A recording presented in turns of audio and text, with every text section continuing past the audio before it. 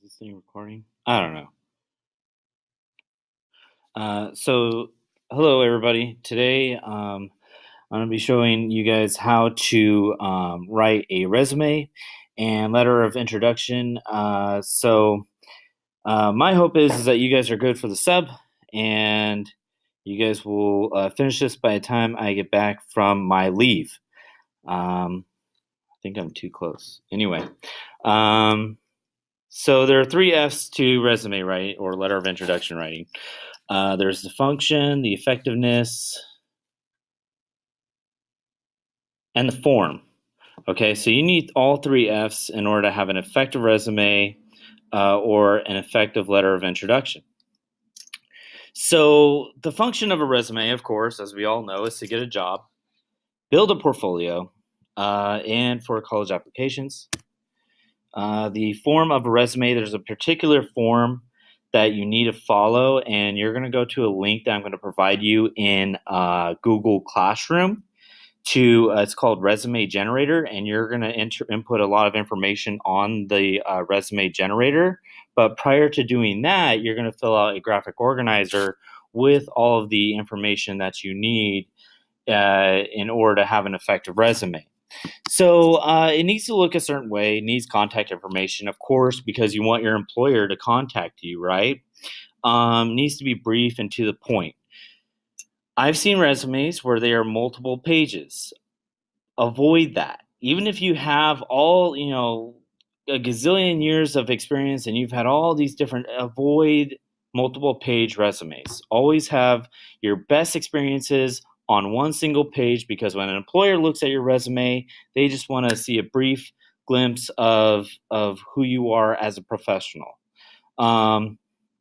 Again, needs to be brief and to the point, so make it one page, make it bulleted points.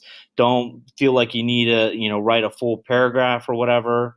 That will be in your letter of introduction. And letter of introduction is kind of like a fallback if your resume kind of looks iffy or something looks kind of wonky with your resume, and they feel like they need to take a look at your letter of introduction. That's the purpose of the letter of introduction, which you will do later on in the week.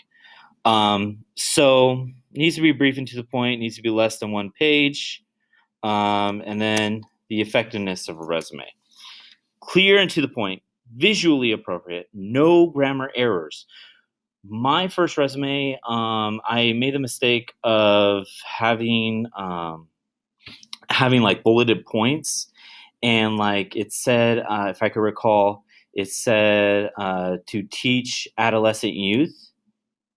To teach adolescent youth is not a complete sentence. And I put a period after youth, which was a huge grammatical mistake.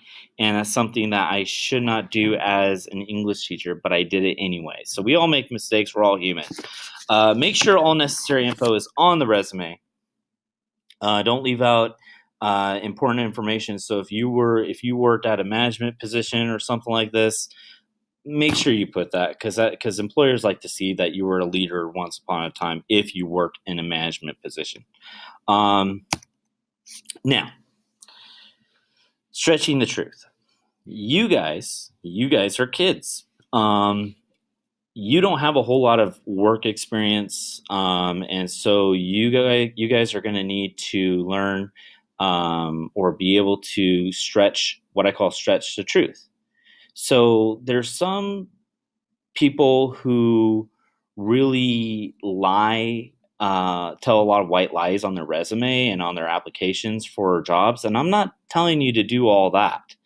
I'm telling you that if you have experience such as a minute job, such as, I don't know, lawn mowing, for an example, and you go around the neighborhood and mow lawns for a couple bucks just to, so you could take your date out on a nice, movie and buy your date a nice, chicken salad or whatever. And you went out and mowed a couple lawns. You don't want to say that you were a lawnmower, because that doesn't really sound that attractive. It doesn't really sound that professional. What you want to say instead is that you were like the manager, or you owned your own company. You don't want to say stuff like CEO. You want to avoid words or acronyms like CEO, Chief Executive Officer. But you could say like, oh, I was the manager of my own landscaping company, and it was called, Anderson's Lawn Mowing Service or whatever. Okay. And it makes you look professional in some ways as well. So rather than just some Joe Blow who goes out and mows lawns. So skills and educational experiences are good to have on your resume, letter, or introduction as well. Don't forget those. They do not need to be as detailed as your experiences because employers really like experience.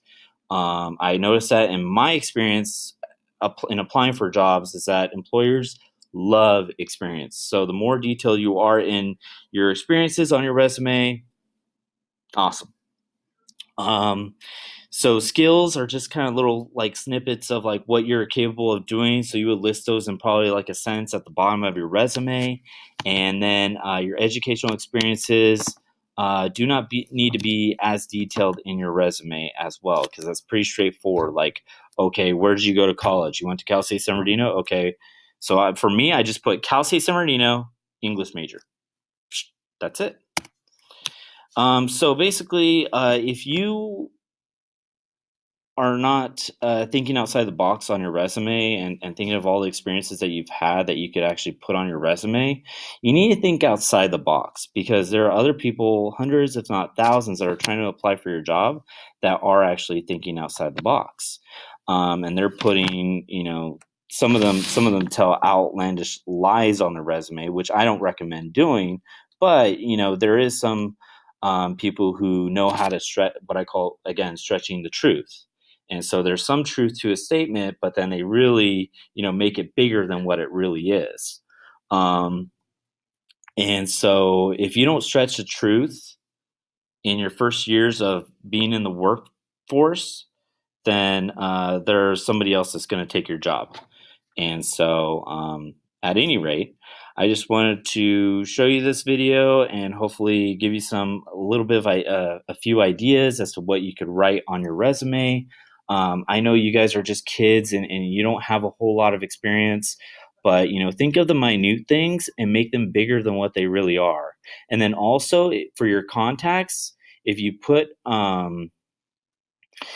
if you put if you say that you worked at a certain place, make sure that person is or whoever you work for is willing to vouch for you. For an example, I worked for my sister back in the day.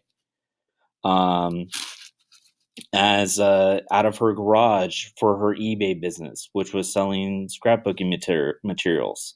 And so I said managed inventory and managed shipping and handling for Stitch and Scrap corporations, when really all it was a business out of a garage. So I made it sound bigger than what it really was. And that was what I put on my resume for my first few years of being in the workforce. Now that I've have more experiences under my belt, I'm able to put stuff like, I was an actual teacher down in Colton. I was a teacher in Paris. I was a teacher here, teacher there. So at any rate, I hope this video helped you guys. If not, please send me an email letting me know if you have any questions about resume writing. The resume generator will help you, same with the graphic organizer. So they should, at least. That's the hope. But if they don't, please shoot me an email. I'll check it the second week I'm off. All right. See you guys later. Now, how do I pause this thing? Oh, there you go.